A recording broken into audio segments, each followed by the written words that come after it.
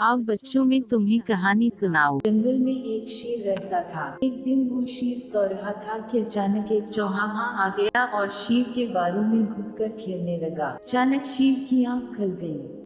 इसने चूहे को पकड़ लिया। डर गया वो शेर से मिन्नत करने लगा कि मुझे छोड़ दो, मैं आइंदा ऐसा नहीं करूँगा। शेर को इस पर रहम आ गया। इसने चूहे को छोड़ दिया। चूहा जाते जाते शेर से कहने लगा कि मैं इस एहसान का बदला जरूर दूंगा। शेर हंस पड़ा। एक दिन कुछ शिकारी जंगल में आ गए। उन्होंने जाल डालकर शेर को पकड़ लिया। वहां अचानक वही चूहा भी आ गया। उसने अपने दांतों से जाल को काट दिया। इस तरह शेर आजाद हो गया।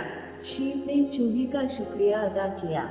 चूहे ने कहा कि कोई बात नहीं, एक दिन आपने मेरी मदद की थी और आज मैंने